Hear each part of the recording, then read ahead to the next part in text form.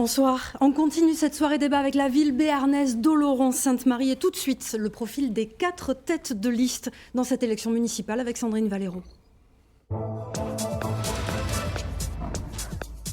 Daniel Lacrampe, liste Oloron-Sainte-Marie, capitale du Haut-Béarn. Ensemble, faisons-la rayonner. Sans étiquette, soutenu par La République En Marche. Président de la communauté de communes Haut-Béarn, premier adjoint au maire. Hervé-Luc Béreil, liste Oloron-Sainte-Marie, confluence des énergies avec Hervé-Luc Béreil et Jean-Luc Marle, sans étiquette. Maire sortant, ancien conseiller général et régional, président fondateur de la communauté de communes. Nathalie Pastor, liste citoyenne Oloron 2020, sans étiquette. Travailleur social, présidente de l'association L'Arbre à Liens. Bernard Uturi, Parti socialiste, liste Oloron en commun, divers gauche. Ancien maire, premier vice-président du Conseil régional de Nouvelle-Aquitaine. À mes côtés, le politologue Jean Petot. Alors Jean Petot, bonsoir. Détaillez-nous, s'il vous plaît, les enjeux de cette élection sur Oloron-Sainte-Marie. Oui, puis un petit retour peut-être en arrière. Oloron-Sainte-Marie ressent quelques secousses sismiques parfois. Ce fut le cas dimanche dernier à 10h23. C'était un tout petit séisme, 3,5 sur l'échelle de Richter. À Brest, un tel événement, quelques jours plus tôt, déclenche une avalanche de messages inquiets sur les réseaux sociaux. Ici, rien. Les solides béarnais ont l'habitude. C'est comme en politique, les secousses sont légères au calme. Même s'il faut parfois faire appel aux appareils les plus précis pour recompter les bulletins de vote. Qu'on en juge municipal 2008, 119 voix d'écart sur 6461 suffrages exprimés, 1,84% entre le maire élu, sortant, élu en 2001, Hervé-Luc Béreil, UMP, et le vainqueur Bernard Uturi, PS.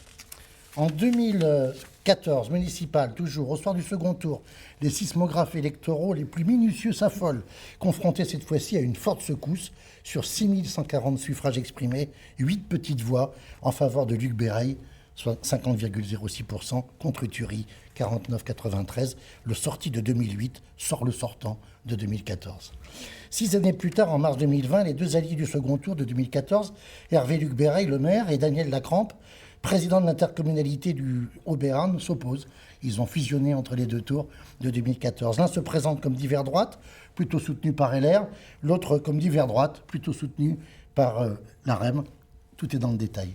Quant au socialiste Bernard Uturi, il repart à la recherche du fauteuil perdu. Face à ces 3 habitués du combat électoral, Nathalie Pastor, travailleuse sociale, à la tête d'une liste, on va dire plutôt insoumise, citoyenne Oloron 2020, veut jouer les empêcheuses de tourner en rond à Oloron. Peu probable qu'elle départage les 3 mousquetaires oloronnais. Mousquetaire pas étonnant d'ailleurs, en 1598, naquit dans cette ville M. de Tréville, chef des mousquetaires du roi, cher Alexandre Dumas. Merci Jean Petot. Alors 3 thèmes seront abordés ce soir. Le premier, le commerce de proximité. Avec cette donnée en 2019, plus de fermetures que d'ouvertures de commerce rue Louis Barthou. Les établissements L'Abbé qui ont baissé le rideau, c'était le plus vieux commerce d'Oloron. Hervé-Luc Béreil, même si c'est un phénomène qui est connu dans les villes de cette taille-là, qu'est-ce qu'un maire peut faire pour contrer ce phénomène ? D'abord, il ne faut pas limiter le commerce oloronnais à la seule rue Louis Barthou. Il faut regarder l'ensemble du territoire et s'apercevoir qu'aujourd'hui, il y a beaucoup plus d'emplois et même de commerce qu'il y a 20 ou 30 ans à Oloron-Sainte-Marie. Pour autant, il ne faut pas non plus ne pas voir que le centre-ville est en train effectivement de se désertifier. Qu'est-ce qu'on peut faire ? Mais d'abord, on peut décider, et nous le ferons, d'un moratoire sur l'installation des grandes surfaces. On va arrêter d'installer des grandes ou des moyennes surfaces. Ça là, vous dites un moratoire, mais pourtant, il y a une grande surface, un supermarché discount qui va bientôt ouvrir ou qui a à peine ouvert. Non, il y a eu un déplacement du magasin Lidl sur le territoire de la ville d'Oloron-Sainte-Marie. Il n'y a pas eu d'enseigne nouvelle. Deuxièmement, si on veut que le commerce marche en centre-ville, il faut qu'il y ait des habitants. Et pour ça, nous avons lancé il y a 15 jours une OPH de renouvellement urbain qui permet de réhabiliter des centaines de logements dans notre cité. Troisièmement, nous avons une opération façade pour redonner des couleurs.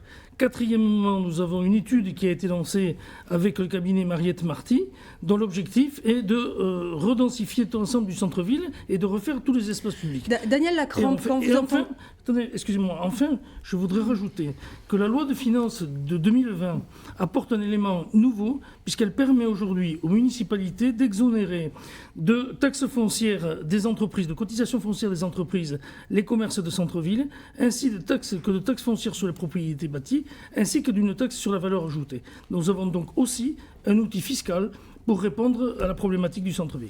Daniel Lacrampe, vous êtes premier adjoint d'Hervé-Luc Béreil, vous êtes aussi président de la communauté de communes du Haut-Béarn. Donc ce problème-là, vous le connaissez bien sur Oloron. Alors vous, qu'est-ce que vous proposez pour empêcher encore plus cette désertification des commerces en centre-ville ? Alors, si vous permettez, je voudrais tout d'abord apporter une précision par rapport à la présentation. J'insiste sur le fait que notre liste est une liste de large ouverture, sans étiquette, puisqu'on y retrouve des socialistes clairement identifiés comme tels, on y retrouve des sans étiquette, ce qui est mon cas, c'est-à-dire non adhérent à aucun parti, on y retrouve des républicains, on y retrouve je tiens à le préciser, des adhérents de la République En Marche. C'est à ce titre-là d'ailleurs, pour soutenir leurs adhérents, qu'on a eu le soutien de la République En Marche. Donc je tiens à le dire parce que je considère qu'une ville comme la nôtre ne se gère pas avec des étiquettes politiques, mais elle se gère avec des femmes et des hommes qui veulent s'engager sans esprit partisan, sans sectarisme, pour le seul intérêt général de la ville. Pour répondre à votre question, effectivement, la communauté de communes a la compétence économique sur ce territoire, qu'elle partage avec la région. Il y a un problème de commerce. On est sur un bassin d'emploi exceptionnel, 4000 emplois industriels sur Oloron et le Piémont oloronnais. On est sur un territoire rural avec une agriculture forte, également sur la ville d'Oloron. On a un artisanat de très très grande qualité et on a un commerce qui se bat avec des difficultés qui viennent d'être évoquées, qui vont être évoquées certainement une bonne partie de cette soirée, avec cette dualité que l'on trouve dans toutes les villes, à savoir un commerce de centre-ville, un commerce en périphérie. C'est un phénomène qui est aujourd'hui irréversible. Qu'est-ce que vous proposez pour justement... Non, je propose rien. C'est pas Monsieur le maire d'Oloron, lui, règle les problèmes en disant rien. Il y a effectivement que lui qui propose quelque chose de positif. Je crois que ce qu'il faut d'abord faire, il faut arrêter de vouloir faire annoncer régulièrement un plan Marshall pour la rue du Barthou, des balcons sur le Gave. Il faut, je crois, revenir à du concret, à du réalisme. Alors effectivement, moi ce que j'ai proposé il y a quelque temps, on va en parler tout à l'heure puisque ça va être un thème, il y a une maison de santé qui va se construire. J'ai proposé que cette maison de santé soit en centre-ville parce qu'à partir du moment où il va y avoir 53 professionnels de santé, dont 40 dans cette maison de santé, ça va amener des flux de circulation. Il faut tenter de ramener des habitants, mais également de la clientèle en centre-ville. Ce qui a été évoqué, les opérations ravalement de façade, auxquelles participent Ville d'Oloron et communauté de communes sur l'opération de rénovation urbaine, tout ça peut effectivement contribuer à redonner de l'attractivité à notre ville d'Oloron, à notre centre-ville. Et puis, on va certainement avoir l'occasion aussi d'en rediscuter. Il y a cette opération de requalification urbaine qui nous a été présentée, qui est une étude qui a été commandée par la Caisse des dépôts et consignations, le cabinet Ergo et Siloé. Effectivement, il y a des pistes à creuser dans tout ce secteur qui va de la gare, qui revient vers la rue Carrero, pour tenter d'irriguer également la rue du Barthou. Alors justement, Bernard Uturi, vous proposez vous axez votre programme aussi beaucoup sur le logement pour faire revenir les Oloronnais en centre-ville. Oui, on parle d'attractivité du centre-ville. Oloron est une ville complexe avec un centre-ville, des centres-villes et des quartiers ruraux. C'est un problème fondamental pour que les gens vivent bien, pour qu'ils y restent et pour que les autres puissent y venir. Or, c'est patent, mes deux concurrents l'ont dit, certains quartiers se désertifient. 500 logements vacants, la population qui diminue dans certains quartiers, qui plus se paupérise dans certains quartiers. C'est un paradoxe. Alors, ça existe dans d'autres villes comme la nôtre. Hein. C'est un paradoxe parce que là, ça existe sur un bassin qui se porte plutôt bien en termes d'emploi et en termes de développement économique. Et on a ce problème d'îlot. En deux mots, l'attractivité d'un centre-ville, sa vitalité, elle repose sur le logement et sur le commerce. Et l'un ne va pas sans l'autre. Alors qu'est-ce que vous proposez Or, justement ? les deux ont été tabassés et je trouve qu'il y a une certaine agilité ici à se transformer de pyromane en pompier quand on veut proposer un moratoire pour les grandes surfaces. Pour le logement, les logements arrivaient massivement dans les années 2000 sur des programmes de défiscalisation, des logements vite faits avec des malfaçons trop petits pour que les gens y restent, souvent à l'écart, pas toujours, du centre-ville, ont déstructuré le marché et nous laissent avec des passoires énergétiques maintenant qui ne sont pas occupées, ou quand elles sont occupées, où les gens ne sont pas heureux. Le commerce était une activité en centre-ville. Partout, cela a pâti un petit peu de l'inflation, de la prolifération de l'offre commerciale en périphérie, mais rarement autant qu'à Oloron. Et jusqu'à ces derniers temps, et donc je trouve là qu'il y a une certaine agilité, effectivement, que j'admire, à vouloir vous transformer, messieurs, le maire, monsieur le premier adjoint, en pyromane, là où vous avez pêché en quelque sorte, là où vous avez pêché en quelque sorte, en laissant encore récemment s'agrandir une grande surface. Et voilà. Alors, ce que nous faisons, nous voulons faire. Moi, je vais être obligée, parce que je vais donner la parole aussi à Nathalie Pastor. Vous, qu'est-ce que vous proposez pour justement redynamiser ce centre-ville ? Alors, pour le centre-ville, excusez-moi, mais je ne peux pas m'empêcher d'être en colère, en fait, quand je vous entends tous les trois, parce que vous parlez des grandes surfaces. Ça fait 18 ans que vous êtes au pouvoir, tous les trois, et qu'aujourd'hui, on en est là. Ça veut dire que les grandes surfaces, elles sont là. On ne peut pas les éliminer, bien sûr, mais ça veut dire que le centre-ville, s'il se meurt aujourd'hui, c'est bien parce que les grandes surfaces sont là. Et je ne suis pas la seule à le dire. Enfin, là, vous avez dit que j'étais... alors, j'ai juste une chose à préciser, c'est que je ne suis pas présidente de l'Arbralien. Je suis coprésidente. On est 5 coprésidentes. Donc voilà, la gouvernance partagée, on la maîtrise. Enfin, je la maîtrise, on est quelques-uns dans la liste citoyenne, voilà. Ce que je voulais dire par rapport à ça, c'est que nous, par rapport au centre-ville, ce qu'on a imaginé, c'est de faire venir des étudiants. C'est le projet, justement, d'ouvrir une antenne d'université avec Pau, avec l'université de Pau, donc on est déjà en contact. Donc ça veut dire 80 étudiants qui vont dépenser 1 000 € à peu près par mois au centre-ville. Ça veut dire aussi, enfin voilà, ça va représenter un certain, comment dire, une manne financière pour la ville, mais c'est aussi rénover les bâtiments, et vous parliez de rénovation énergétique. On est vraiment dans ce domaine-là. Enfin, nous, notre projet, il est aussi vraiment orienté sur tout ce qui est écologique, et ça peut aussi amener des emplois. Donc ça veut dire ramener des emplois, ça veut dire remettre du sens au centre-ville. Et il y a aussi des projets d'animation. Enfin, voilà. Aujourd'hui, le centre-ville, il y a quelques jours par année où le centre-ville est piéton. On voudrait petit à petit voir, et ça fonctionne très bien, voir petit à petit si pas mettre la rue piétonne d'un seul coup, mais voir comment ça peut se faire. Ça peut se faire dans une ville de cette taille, de la taille d'Oloron, ça, oui. Les centres piétonniers qu'on voit dans les grandes villes. Oui, bien sûr, oui, ça se fait complètement ailleurs. Et nous, on pense que c'est une des solutions qui peut être agréable pour tout le monde, en fait, qui peut redonner du sens aussi, redonner des espaces de vie pour les gens, que les gens puissent à nouveau se rencontrer. Nous, tous les gens qu'on a rencontrés jusque-là, c'est vraiment ce qui manque à Oloron. Des espaces de vie, des espaces de jeu, des espaces où les gens puissent se rencontrer. C'est vraiment... Et c'est pour ça que vous avez le projet de l'usine, c'est ça. Ce tiers-lieu de rencontre entre tous les habitants. Oui, qui est aussi c'est multi-projet. Là, c'est un projet qui nous permettra d'avoir des financements à l'Europe, parce que c'est un projet d'innovation sociale. Là, justement, désertification du centre-ville, on peut parler aussi de la sécurité à Oloron. Ce sera notre deuxième thème. En novembre dernier, un cambriolage dans la cathédrale faisait grand bruit puisque le trésor de la cathédrale était volé. Fin décembre, 2 personnes ont été tuées lors d'une bagarre entre marginaux. Alors, Hervé-Luc Béreil, je vous pose la question parce que vous êtes encore maire d'Oloron. Qu'est-ce qu'un maire peut faire, puisque la compétence de la police nationale n'est pas dans les mains d'un maire, qu'est-ce qu'un maire peut faire pour enrayer cette insécurité ? D'abord, vous le dites vous-même, nous sommes devant un phénomène de société. Il n'y a pas qu'à Oloron-Sainte-Marie que se produisent ce type d'événements. On en a vu aussi à Orthès et dans un certain nombre d'autres villes, à Pau, etc. Il y en a partout. Bon, nous ne faisons pas exception. Qu'est-ce que nous pouvons faire ? Nous pouvons d'abord essayer d'avoir des outils qui nous soient propres et qui nous permettent d'y répondre. Par exemple, la police municipale que nous avons créée n'a que 2 agents. Évidemment, avec 2 agents, on ne peut pas faire grand-chose, ne serait-ce qu'en amplitude horaire.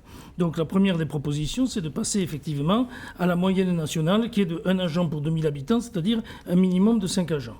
Le deuxième point, c'est que nous avons mis en place un système de vidéoprotection qui a produit ses effets, puisqu'il a permis d'arriver au résultat d'un certain nombre d'enquêtes.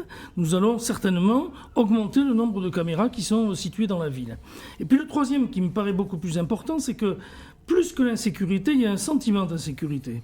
Et là, il me paraît absolument nécessaire d'adapter notre réglementation, nos arrêtés municipaux, à des phénomènes qui se produisent aujourd'hui en ville et qui posent problème. Je pense à la consommation d'alcool sur la voie publique, je pense aux chiens qui ne sont pas tenus en laisse, etc.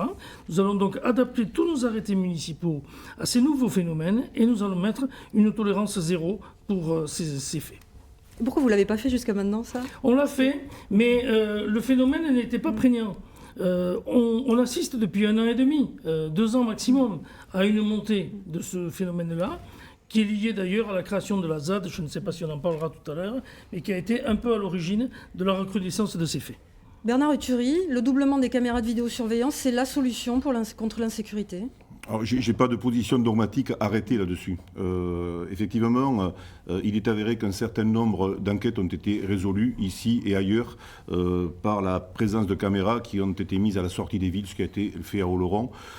Et tant mieux si ça peut porter ses fruits. Par contre, il est aussi prouvé que les villes les plus camérisées de France, comme Nice, d'Europe, comme Londres, n'ont pas pu empêcher à la fois des attentats et à la fois des phénomènes du type de ce que nous avons vécu, dramatique à Oloron. Dramatique entre les 2 fêtes à Oloron, que 2 personnes soient mortes et que 2 jours après, plus personne n'en parle. Donc il faut à la fois traiter la cause et traiter les effets, bien sûr, c'est comme en médecine, hein, il faut être à la fois préventif et curatif. Et ça ramène à la question suivante et à ce que Nathalie Pastor disait tout à l'heure. Je crois qu'il est important d'animer le centre-ville, de lui redonner du tonus autour de projets que pourront porter les citoyens oloronnais, les jeunes, les associations, les écoles, et des projets que, dans notre programme, nous financerons par un budget participatif qui sera dédié à ce type de projet, de manière à ce que l'on vive mieux en ville. Et puis, bien sûr, la police municipale, nous avions créé les ASVP, ça s'est transformé en police municipale, bien sûr, pas assez nombreux, jamais assez nombreux. Ma crainte est que les moyens supplémentaires mis par la collectivité en matière de police municipale ne restreignent l'État qui a la responsabilité d'assurer la sécurité dans toutes les villes. Parce qu'autrement, nous allons aller vers une sécurité à 2 vitesses, avec des villes qui pourront se la payer et des villes qui ne pourront pas se la payer. Et en l'état actuel de la richesse de la ville d'Oloron-Sainte-Marie, je ne parle pas du territoire, il sera difficile de se payer une police municipale telle que l'a préconisé monsieur le maire de Biarritz tout à l'heure, avec 2 policiers pour 1000 habitants. Nathalie Pastor, pour vous, vraiment, ce problème-là, il faut le prendre à la base, il faut le prendre vraiment. Alors, quelles seraient vos solutions ? Alors, nous, c'est plus, pour nous, ce qui se passe là, c'est plus un problème d'exclusion, en fait. Là, vous parliez de la ZAD. Moi, je suis désolée, mais je suis choquée quand je vous entends parler comme ça. Parce que pour moi, ça ne vient pas seulement de la ZAD. Nous, on a été les rencontrer, hein, les gens de la ZAD. Et c'est pour nous des gens qui sont là qui ont une mission, qui se sont donné une mission qui est de protéger l'environnement et qui sont en exclusion sociale. Nous, ce qu'on propose, c'est déjà de créer un centre d'hébergement qui n'existe pas aujourd'hui pour les jeunes de moins de 25 ans et pour les femmes. Ça commence comme ça. Et il y a aussi tout un projet, c'est par hasard, si on a réuni les associations la semaine dernière, on a un projet vraiment d'accompagner les associations qui existent sur le territoire. Il y en a 300 à Oloron. Il y a un vrai dynamisme de ce côté-là. 2400 bénévoles, c'est juste énorme. 655 emplois, ce qui est un peu plus que l'INT. Plus que ça, plus de 1000 emplois. Oui, si on compte l'ADAPI, je crois. Si on compte les associations sociales, oui, tout à fait. C'est ça. Donc c'est juste énorme. Et ce que je veux dire par là, c'est qu'au niveau social, il y a vraiment des choses à faire. Il y a Oloron Prévention, par exemple, qui existe déjà sur le territoire. Et on peut mettre des éducateurs de rue. Là, on parle les caméras. Je crois qu'elles ont coûté 140 000 €, c'est ça, oui. Ces caméras. Ça représente le salaire de quelqu'un pendant 6 ans. Donc ça veut dire qu'au lieu de mettre des caméras, on peut aussi rajouter des éducateurs de rue, des policiers, mais faire en sorte, ce que vous disiez sur l'espace de vie, faire en sorte que vraiment les gens ressortent et puissent reprendre possession, entre guillemets, de cette ville, ça va changer les choses. C'est obligé. Et c'est par là que ça peut commencer. Daniel Lacrampe, vous, quelles seraient vos solutions ? Moi, je pense qu'il faut arrêter de faire preuve d'angélisme en la matière. Aujourd'hui, on a dépassé le stade de l'incivilité. Il ne s'agit pas de dramatiser la situation, mais les derniers événements que vous avez rappelés tout à l'heure démontrent que il y a un terreau de délinquance et je crois qu'il faut s'attaquer à ce problème-là. Alors, je suis content d'entendre Bernard Uturi dire qu'il n'a pas de position dogmatique en matière de télésurveillance ou de vidéosurveillance, ce qui n'a pas toujours été le cas. Jamais. J'ai jamais été hostile au positionnement de caméras, par exemple, devant les bâtiments patrimoniaux, devant les bâtiments qui accueillent des services. Le vote de votre groupe a toujours été négatif au conseil municipal. Voilà, c'est ce que je voulais dire. Il y a eu un vote négatif. Bon, je suis content de voir qu'il y a une évolution à ce niveau-là. Nous, effectivement, il y a eu des prises de position fortes cette année avec des installations de caméras aux entrées de ville, sur les sites qui étaient sensibles, la Confluence, l'île aux Bourdeux. Donc tout ça, à mon avis, s'inscrit dans une démarche positive. Je suis également persuadé qu'il faut faire évoluer la police municipale. 2 agents aujourd'hui qui terminent avant que la soirée ne commence, c'est insuffisant. Je crois qu'il faut aller vers davantage de policiers municipaux. Mais il faut également... Là, vous vous rejoignez avec Hervé-Luc Béreil dans ces solutions-là. Je pense que quand il est question de sécurité, on ne peut que se rejoindre les uns et les autres. Et quand on a vécu 6 ans ensemble, on ne peut qu'être très proches. C'est là que la division paraît surprenante. Justement, Hervé-Luc Béreil, vous êtes rassuré quand vous entendez ça ? Non, ça me fait plaisir parce que ça veut dire que ce pourquoi je plaidais a convaincu. Non, ne nous méprenons pas sur mon propos. Je n'ai pas eu besoin d'être convaincu sur les questions de vidéosurveillance parce que je pense que depuis il y a longtemps, et Bernard Uturi le sait, j'ai siégé pendant 6 ans dans l'opposition avec Bernard Uturi comme maire. C'est un sujet qui est venu souvent sur la table. Nous étions opposés à ce niveau-là parce que nous étions, l'opposition de l'époque, partisans de ce système de vidéosurveillance. Alors on me dit Daniel Lacrampe, on me dit que vous avez beaucoup d'avance dans votre temps de parole. Hervé-Luc Béreil, est-ce que ça va être vraiment un des gros enjeux de cette campagne pour vous ? Mais pas de la campagne, de la gestion municipale. L'enjeu de la sécurité, c'est quelque chose de nouveau, Laurent. On n'y est pas habitué. On était une ville paisible qui n'avait pas de problème. Et puis tout d'un coup, commencent à surgir des affaires qui nous étonnent. Madame Pastor, je n'ai pas dit tout à l'heure que j'étais contre le fait que les gens de la ZAD défendent des notions d'environnement. Je dis simplement que la ZAD est un outil d'attractivité qui amène à Oloron-Sainte-Marie un certain nombre de gens qui ensuite, ne pouvant être traités de manière convenable par les services sociaux notamment de la ville, se retrouvent devenir des squatteurs et poser des problèmes. C'est tout ce que je dis. Merci. Bien sûr, on a été très long, donc on ne va pas pouvoir aborder notre troisième thème. Il est temps de conclure. Alors, pour les conclusions, l'ordre de passage a été tiré au sort et c'est Bernard Uturi qui commence. Pour 30 secondes. Oui. C'est rude. On me dit que j'ai pas le temps en plus, donc vous voyez, c'est un peu... En 30 secondes, je veux d'abord saluer et les Oloronaises et les Oloronnais qui nous écoutent. Je veux saluer également mes colistières et mes colistiers, leur dire que demain à la première heure, nous nous retrouvons. Je veux dire que nous avons une liste qui est prête depuis plusieurs mois, dans une démarche extrêmement collaborative et jamais vue à Oloron, que nous nous engageons à continuer comme ça et que nous sommes prêts à assumer nos responsabilités parce que les gens sont compétents et disponibles dès le lendemain de notre élection, bien sûr, les électeurs nous font confiance. Et je vais être obligée de vous couper. Pardon, je ne vais pas pouvoir vous donner la parole. C'est la fin de cette première soirée de débat en Aquitaine. Merci